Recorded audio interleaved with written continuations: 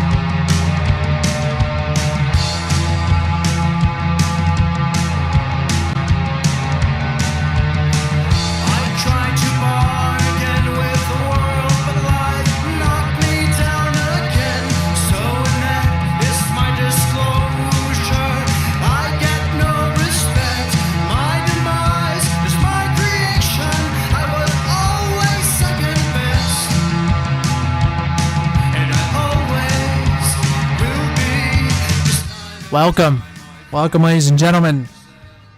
I am your host, Matt Maldonado, here in FEMA Region 9, Las Vegas, Nevada, and this is Madness4life News. It is August 29th, 2012, the podcast edition of the show. I'm going to be getting into, is there going to be a stock market crash in the fall? The economic collapse. NATO terrorists target Syria and Algeria. NATO-backed rebels bombed funeral in Syria. RNC disenfranchised Paul delegates, rigged rules to nominate Ron Paul. And that is from the New American. I'm going to be getting into all of that here today. Let's start with this article right here and now. From the Economic Collapse, Infowars.com. Pick this up. Is there going to be a stock market crash in the fall? Is the stock market going to crash by the end of this year? Are we on the verge of a major financial chaos on a global scale? Well, this is the time of the year when investors start getting nervous. We all remember what happened during the fall of 1929, the fall of 1987, and the fall of 2008. However, it is important to keep in mind that we do not see a stock market crash in the fall of every year. Some years, the stock market cruises through the months of September, October, November, and December without any problems whatsoever. But this year, considerations, conditions, there we go. Conditions consider curtailing seem to be right for a perfect storm to develop. Technical inductors technical inductors are screaming that a stock market decline is imminent.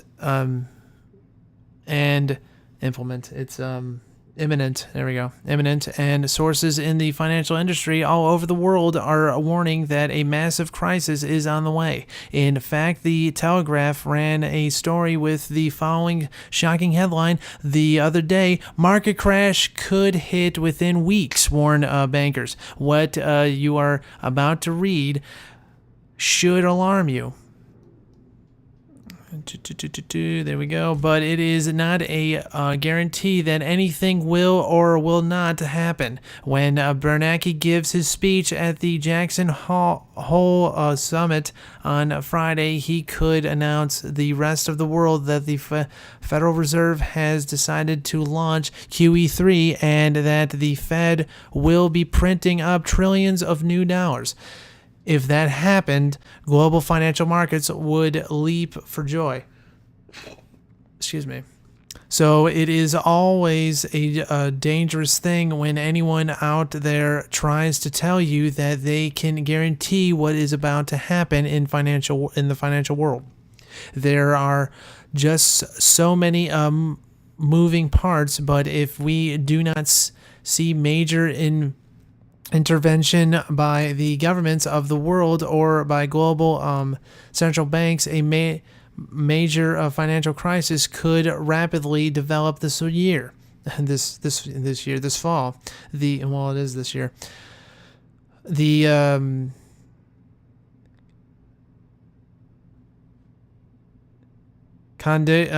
conditions are certainly right for a stock market collapse, and we could easily see a repeat of what happened back in 2008. The truth is that the second half of 2012 looks a little bit more like the second half of 2008 with each passing day.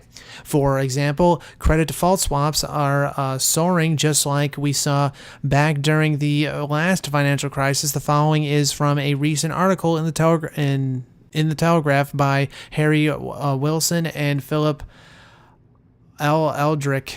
Insurance on the debt of several major European banks has now hit historic levels, higher even than those recorded during a financial crisis caused by the U.S. financial group's implosion nearly 3 years ago. Credit default swaps on the bonds of Royal Banks of Scotland, BNP, Barbens, Deutsche Bank, it's Dutch Bank, and Intensa Polio, among others, flashed warning signals on Wednesday. Credit default swaps SDS on RBS were traded at 343.54 basis points, meaning the annual cost to insure 10 million euros of the state-backed lenders bonds against default is now 343,540 euros. The Telegraph also published some minimus. It's some warnings from anonymous banking executives in their recent article. The problem is a shortage of liquidity. It's liquidity. That is what is causing the problems with the banks. It feels exactly as it felt in 2008, said one senior London-based bank executive. One anonymous banker was even bold enough to predict a market shock on September or October. I think we are heading for a market shock in September or October that will match anything we have ever seen before, said a senior credit banker at a major European bank. Of course, there are analysts on this side of the pond that are incredibly bearish right now as well. The warnings from European lineup from very very well with what Bob Jonah of Norma Securities has been saying.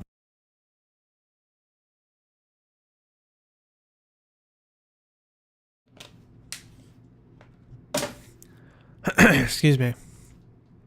Based on the reasons set out earlier and also covered in my two prior notes of the over the August to November period, I am looking for the S&P 500 to trade off down from around 1,400 to 1,100, 1,000. In other words, I expect over the last 4 months to see global equality markets liquidate markets? No, it's equality markets fall by 20% to 25% from current levels and to trade at or below the lows of 2011. U.S. equality markets, along with parts of the EM speculator spectrum, there we go, EM spectrum, will, I think, underperform Eurozone equality markets where already very little hope resides. Others are issuing similar warnings. Just check out what a couple of Bank of America analysts said in a report the other day. Our it's not statistics, it's strategists, there we go. Our strategists see an unusual high number of micro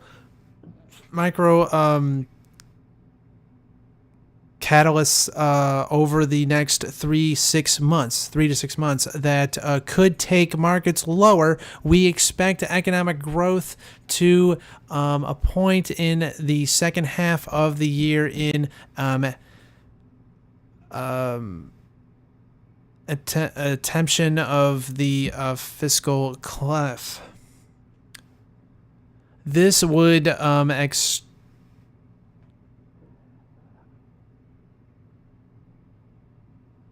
exacerbate can't even say it right.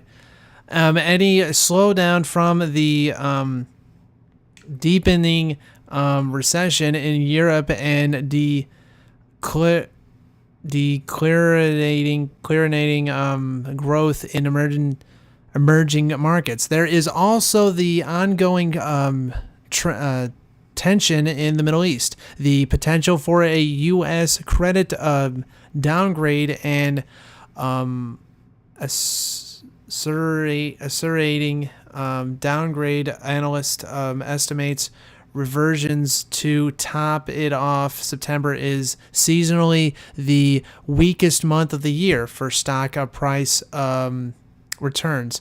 There has been an unusual amount of cheater in the financial world about the September to December timeframe. That could mean something, or it could mean nothing. But it is very interesting to watch what some top financial insiders are doing with their stocks right now. Dennis Gardman, the publisher of the Gardman Litter, has dumped all of his stocks at this point. As I have written about previously, George Soros dumped all of his stock in the bank in banking giants, J.P. Morgan, Citigroup, and his CEO. He ran to be CEO of Goldman Sachs. So he has JP Morgan, Citigroup, and Goldman Sachs, by the way. Continuing here. Are they just being paranoid, or do they know something that we don't? If you are looking for the next Lehman Brothers moment in the United States, you might want to watch Morgan Stanley. Morgan Stanley has heavily involved in the Facebook IPO disaster. Yeah, and by the way, that was a pump and dump, as like they would call it. They basically put an amount on the stock, and they immediately dumped it. They just went, okay, we're just going to dump it. Well, you just did an insider trading. That's right, and no one's going to get in trouble. But that's okay. And the stock literally just kept going down, kept into the all-time low. I think it was like a couple cents, I think it was. Or was it just $30? I think it was $30 to 30 cents. Anyway, earlier this year, their credit rating was downgraded, and now there are presented rumors that Morgan Stanley is in big trouble, that it will be allowed to fail. You can check out some of these rumors for yourself here, and here. There's literally 3 links here from, was it Bacon Equality Research? Get your money out of Morgan Stanley fast. There's another one called Endgame Active Warning from 5. That's from Steve Quall. Can't even say his last name. All right, what's this one? This is goldseek.com. Outline on collapse endgame. And it talks about all of that. Continuing here. But of course, as I have said all along, the center of the coming crisis is going to be in Europe. And many analysts agree with me. For example, the following is what the chairman of Casey Research, Doug Casey, had to say during a recent interview. Europe is a full circle ahead of the U.S. Its governments and its banks are both bankrupt. It's a couple of drunks standing on the street corner holding each other up at this point. Europe is in much worse shape than the U.S. It's highly regulated, highly taxed, and much more socially unsustainable. On purpose, by the way. Unsustainable.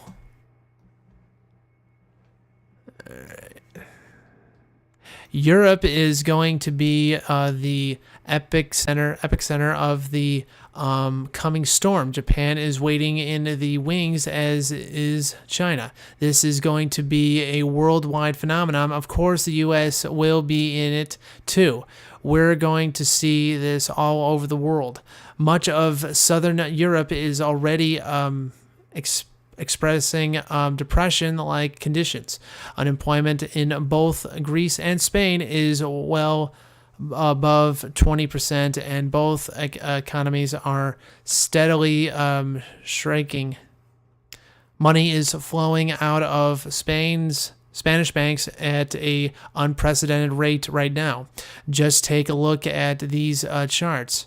Just click the link and it goes to the zero hedge chart of the day for Spain. The real pain may be just beginning. That's from Tyler Durden. Excuse me. Every time I come on this podcast, I keep burping all the time. Okay, continuing here. The only thing that is going to keep the Spanish banking system from totally collapsing is outside intervention. But the truth is that all Europe is in big trouble.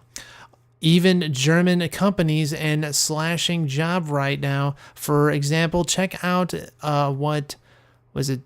Siemens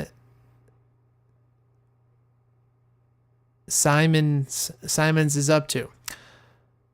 German engineering was it? I can't even say that word. Siemens is in earlier internal talks to cut thousands of jobs in response to a weakening economy potentially in Europe. A German newspaper reported. discussions could be made in October or November, according to Daily Parson Zeitung, which did not specify its sources. Simmons' spokesman declined to comment. We are living in the greatest debt bubble in the history of the world. And at some point, that bubble is going to burst in a very massive way. Oh, messy way. Very messy way. It's actually going to be a massive way. It is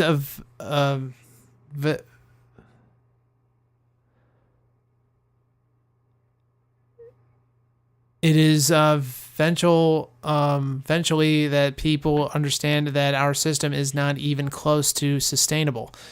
Knowing exactly when it will collapse is not nearly as important as understanding that a collapse is obviously inevitable.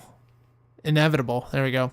I think what former World Bank economist Doug, it's Richard, or Dick, as they like to call him, Richard Duncan had to say recently is very helpful.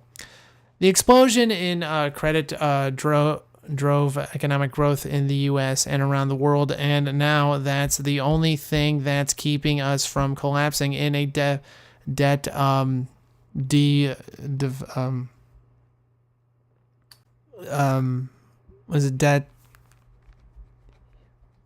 deflation. There we go. Debt deflation spiral. There we go. He said, what I think everybody needs to understand is that the kind of economy that we have now, it's not capitalism. It has very little in common with capitalism. Capitalism has an economy system in which the government played very little role. Under capitalism, gold was money, and the government had nothing to do with it. Now the central bank creates the money and multiplies its value. Literally, like, devaluing the value. Anyway, continuing here, and he is very right. We aren't seeing a failure of capitalism. What we are witnessing is the failure of debt-based central banking, of course. That's why they want to put in central banks in literally a world bank in the UN. So all of the world's currencies will be in just one single bank, but even though that will literally deflate all the currencies and destroy each country. But hey, I'm digressing. Let's continue here. And if you think that the global elite are not aware of what is happening, then you have not been paying attention.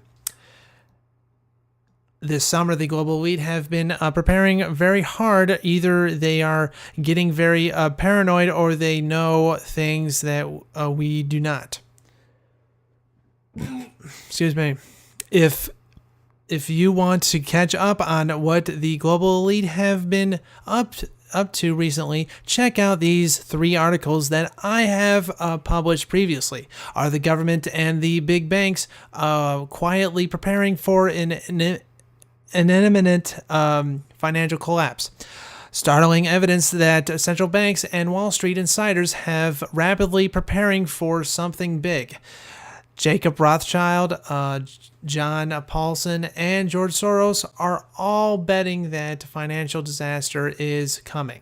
If you are waiting for the nightly news to tell you what to do, then you have not learned anything.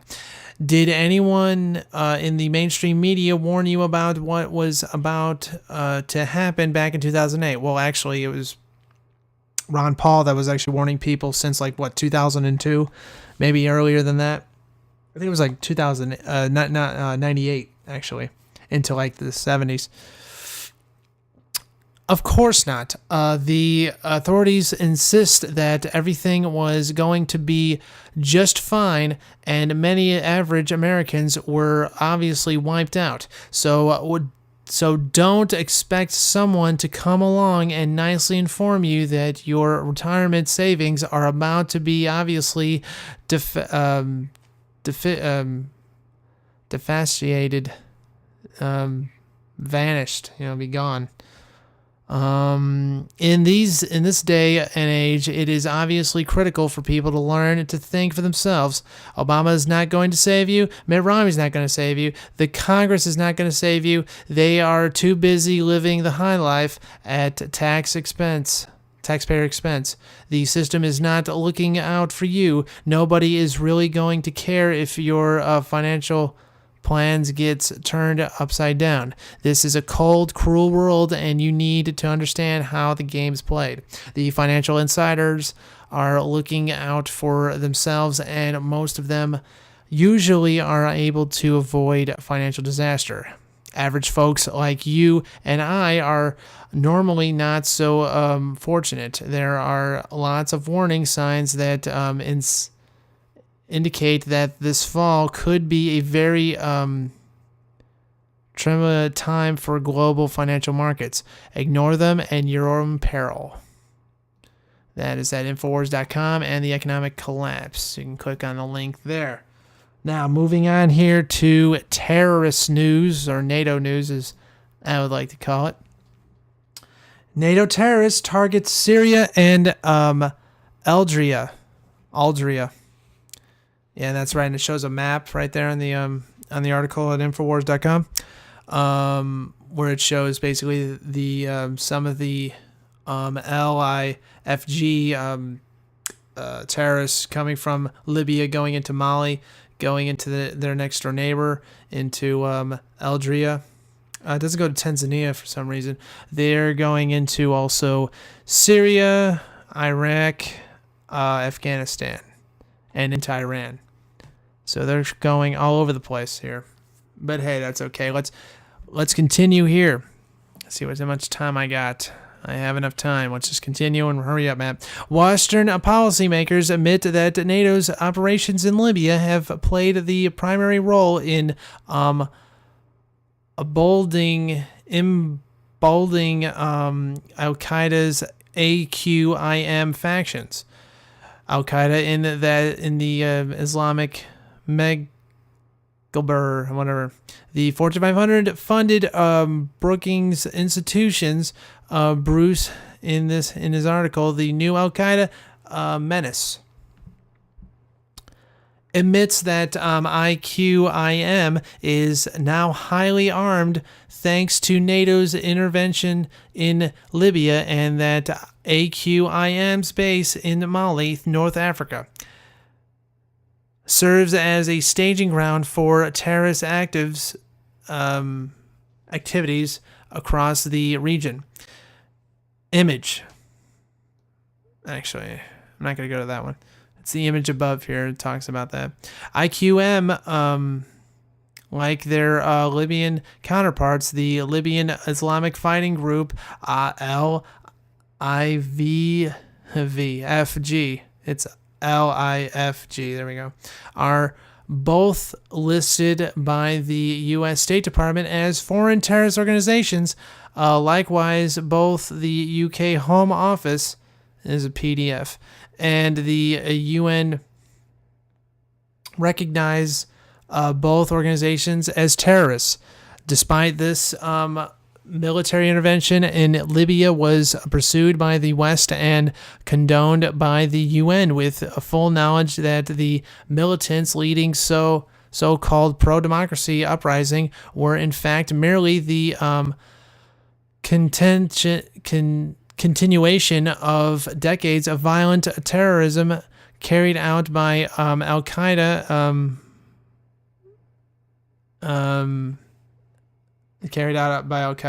The West had full knowledge of this, primarily because it was Western intelligence agencies armed and supported these militants for the last 30 years. In Libya's case, while clouding their leaders in Washington and London, additionally, the U.S.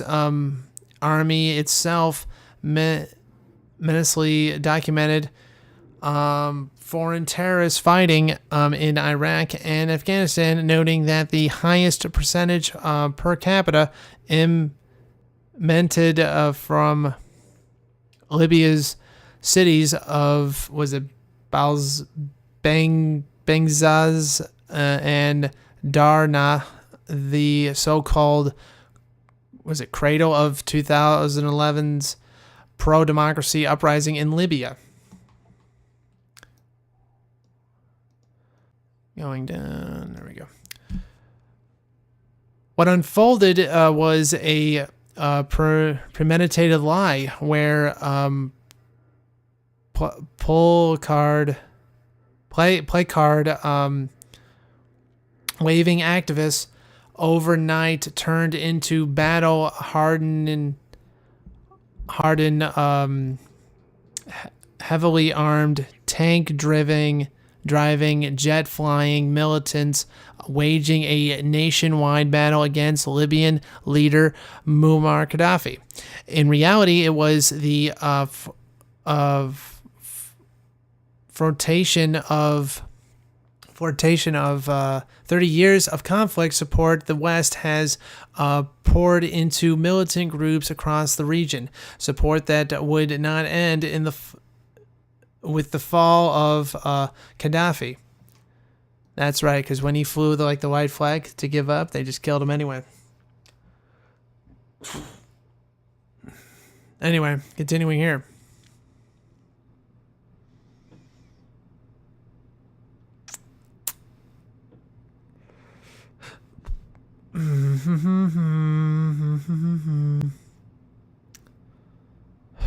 Just lost my place. Come on, hold on a second.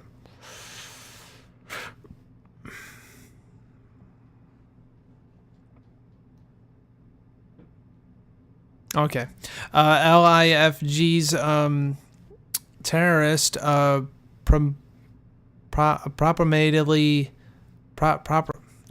can't even read that. Turned both east to Syria and west to Mali, beyond their borders. A logical matter they had perfected during their operations in Iraq and Afghanistan over the past decade. LIFG commander, as early as November 2011, arrived on the Turkish-Syrian border to provide cash, weapons, and LIFG terrorist fighters, overseen by Western intelligence, along with U.S. funding and arms laundered through Gulf Cooperative Council, the GCC, members such as Qatar and Saudi Arabia. Since then, Libyan militants have been confirmed to be leading entire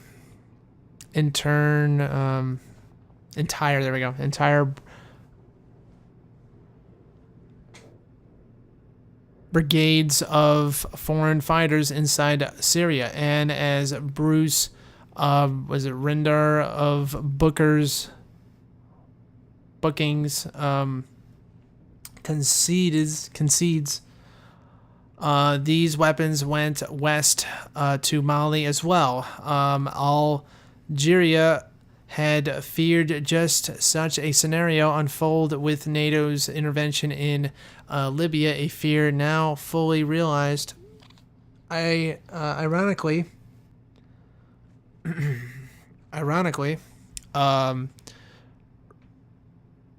Bruce, in August 2011, had tried to make a case for Algeria being next to fall in an article titled, literally, Algeria will be next to fall. A year ago, Bruce attempted to argue that it would be the so-called Arab Spring that would spread into Algeria, after having taken root in neighborhooding Libya. He had alluded to, and it has now become abandonedly, no, apparently, clear that by Arab Spring, Bruce met a U.S.-backed subversion and more specifically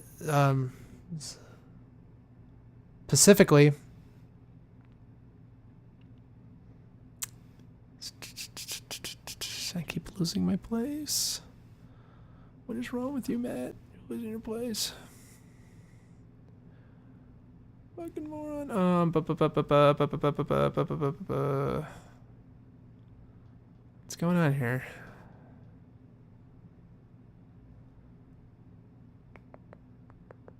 There we go. And with more specifically, NATO armed Al-Qaeda brand militants and terrorism. With the U.S. now openly arming, supporting, and literally cheering Al-Qaeda in Syria, it is clear that the war on terror is an unprecedented geopolitical fraud perpetuated at the cost of millions of lives destroyed and in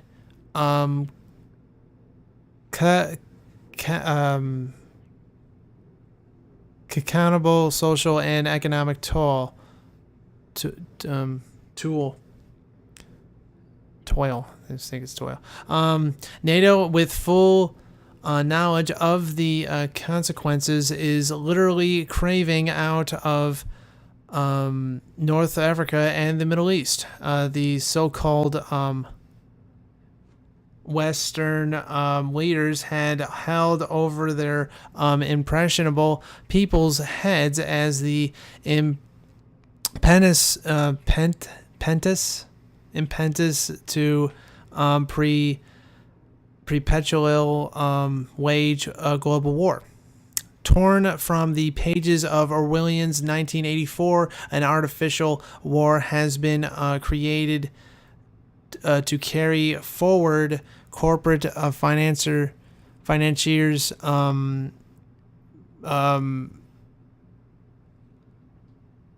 machination both abroad and domestically.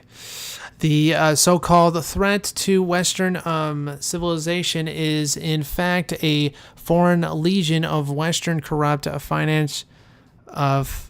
financier interest executing Wall Street and London foreign policy on a global scale, where and in a matter traditional Western forces cannot. NATO's terrorists blitzkrieg also across the Arab world will not end in Syria. It will continue if allowed into Iran through the Caucasus Mountains and into Russia across China's western borders and even across Southeast Asia. The price for ignorance, apathy, and approximately Pulse City, whatever, in support the West's so-called war on terror will ironically reap all the horrors and then some in reality that were promised to us if we didn't fight this long war. Our support of both the political gamblets of our politicians as well as our daily patronage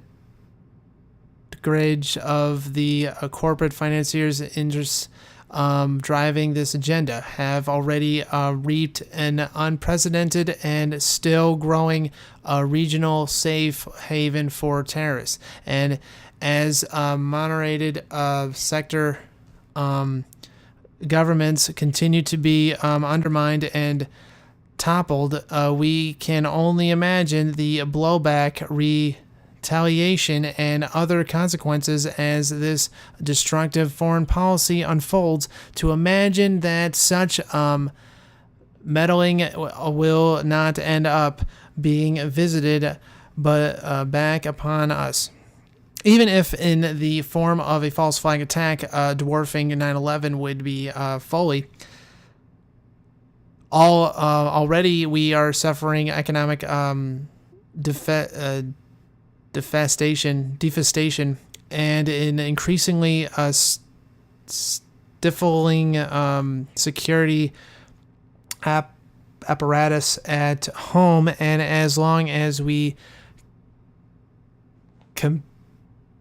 compulate to this current agenda instead of asserting a more rational one of our own, it will only get worse. Anyway, that was from InfoWars. Let's move on here. How much time do I don't think I have enough time. Well, I do. I'm going to talk about this video here on YouTube, which is called NATO-backed rebels bombed a funeral in Syria. And what happened was that everybody was trying to do a funeral in Syria. And what does the terrorists do? Well, they just blow it up, just like they did with the churches, desecrating them and killing Christians. But hey, we don't care about that because we just want to stay in La La Land all day because it's fun. Now, I'm just going to read to you some of the stuff on here. One of the guys say, because he has literally blood on his shirt, it says, "What kind of religion teaches you is this? Teach you is this? By God, which religion allows to kill little children?" And it continues on. There you go. In a funeral, which a religion allows that? By God, which religion? Why didn't they bomb the funeral? Why did they bomb the funeral? For what?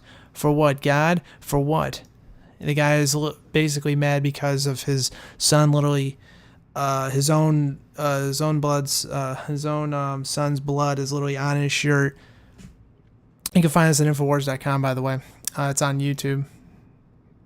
Continuing here, reading from these very mad Syrians, and they should be mad.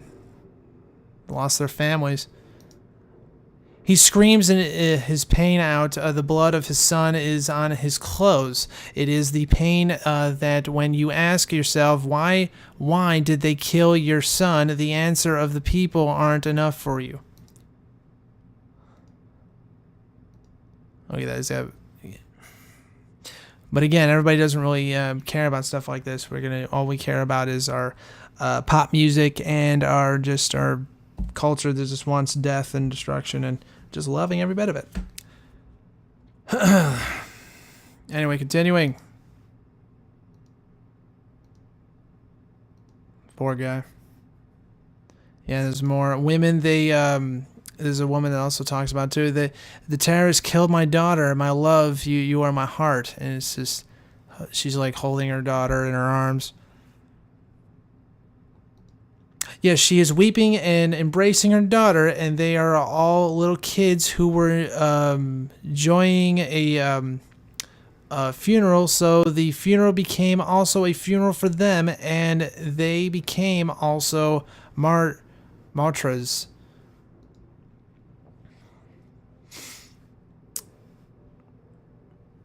But hey, we like financing terrorist groups in order to kill little children. This is really pathetic. I really hate it. And I'm saying it's not pathetic because the woman is crying. I mean, it's pathetic the fact that we're allowing this to happen, and we're just saying, hey, they're the good guys. They're killing children, just like they did in Waco. They burned the kids in there, and they said, you know what? If it said it was legal and lawful, well, you know what? We're gonna burn the kids at Waco. I was like, oh, well, it's not legal and lawful. Doesn't matter. I listen to the higher ups. I'm just a dupe in a soup. I'm not gonna stand for them. I believe I'm gonna be going to heaven, even though that's not true. More coming up. There's only a 2-minute one. And it shows the car bomb where it was and stuff like that. A car bomb, a taxi blew up in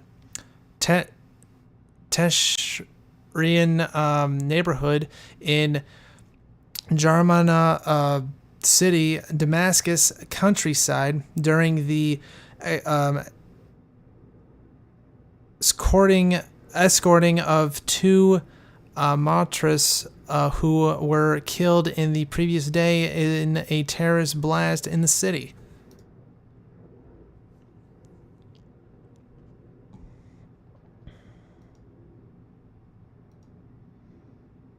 And it shows inside and everything. All right, last but not least, the explosion of the car, which was parked near a cemetery in Jaramena, killed 12 citizens and injured 48 others, some in critical condition, in addition to damaging some of the surrounding buildings.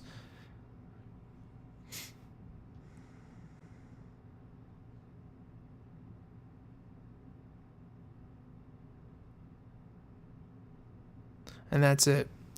So you can look at that video on there. Going back here. All right, last but not least, and it's really tragic too that that had to happen. This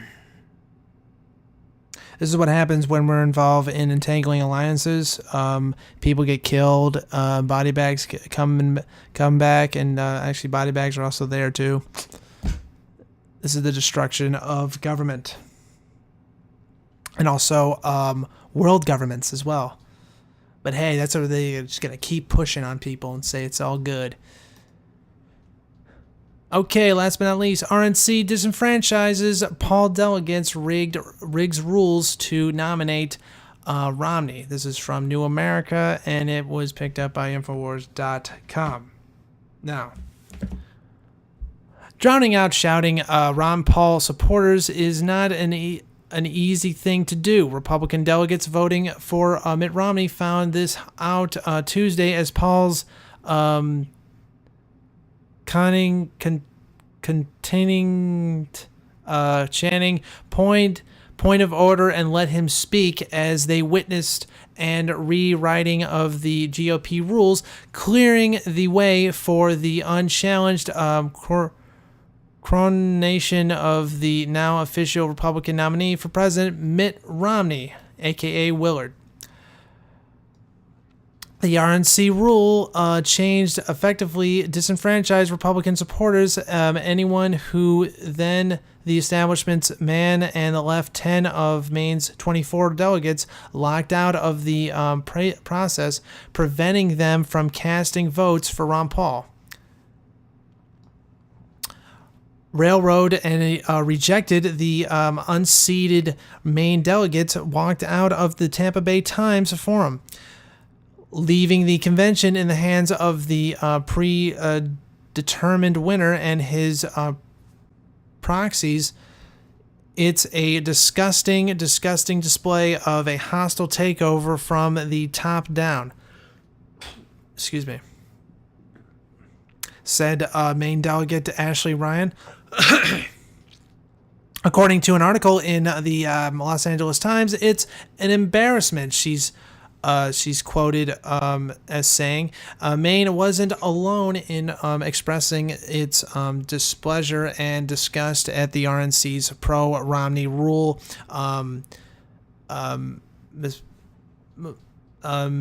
Mini Pleasant, whatever. Wayne Turhan, chairman of the Nevada delegation, reported that his state joined at least 4 others in submitting to the Secretary of the Convention, Kim Reynolds, valid and timely documents nominating Ron Paul. We are excited to get Dr. Paul nominated,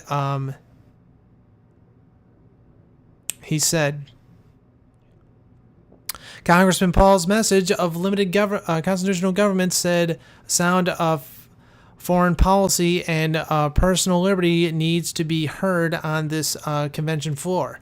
Minnesota delegation Gary Heller confirmed to the Los Angeles Times that his state joined Nevada, Minnesota, Iowa, Oregon, Alaska, and the Virgin Isles in submitting the form to Reynolds. The U.S. Times also reported Gary's Hayer, a delegate from Minnesota, confirmed that his state was among those submitting papers showing a majority of delegates favoring Paul. Their goal, he said, is simply to get him into nomination. So everybody here has a choice if they vote for Romney and his democratically elected, then his elected. We just want a choice, disregarding the nominating rule and the Ron Paul delegates inherent thereto. When the roll call was read, only the votes for Romney were announced. The nomination of Ron Paul was ignored in open and hostile violation of the RNC rules governing the presidential nomination proceedings. No explanation, no chance for appeal, no recourse. Most of those people should be arrested for that, but hey, that's okay. Let's just break our. What's the point of even having rules? What's the point of even having an election? Why don't you just say, okay, this is the guy and that's it? But hey, we have to put on a show to make it believe that you have a choice and you don't have a choice. That's why people go like, oh, vote. No, just don't vote. You have a voice, just go out there and actually speak out against it, but no one wants to. Well, there's an awakening going on, so I guess I know there's going to be bigger changes. According to RNC Rule 40B, in effect until Tuesday's reversions, each candidate for nomination for President of the United States and Vice President of the United States shall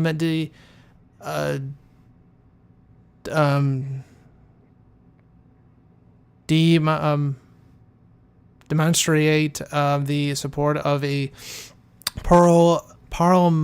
parliamentary of the delegates from each of five or more states, several prior to the presentation of the name of that candidate for nomination.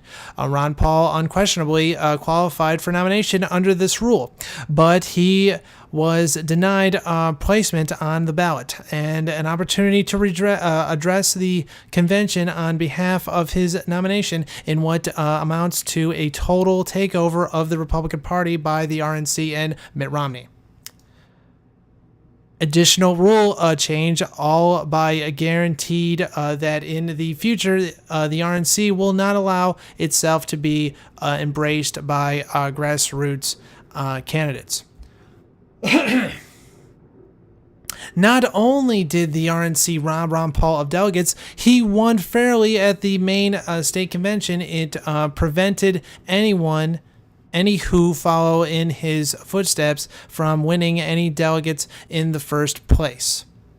According to the revisit Rule 16, every state must amend its nominating process to ensure that their delegation are bound to vote in accordance with the winner of the popular vote as cast at state caucus or primaries.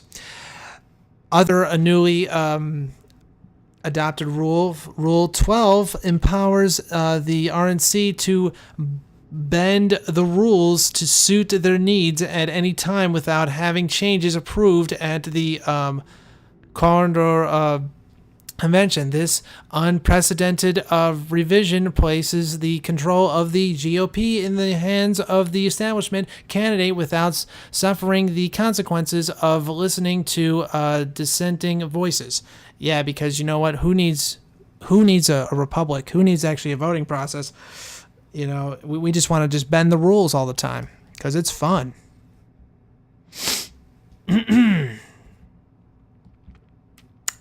Anyway, prior to the roll call that would formally confirm the nomination of Mitt Romney for president, RNC Chairman Rice Parbus announced the result of the voice vote on the on the accepting of state delegation, as Paul supporters chanted, "Sit them now, seat them now." A Reason magazine blog reports that boos rained down on the floor, but the wheels were in motion and nothing would slow their roll toward Romney's nomination. Of course, because we want just criminals in charge, and that's the way it's going to be. So just sit down and shut up. We love it.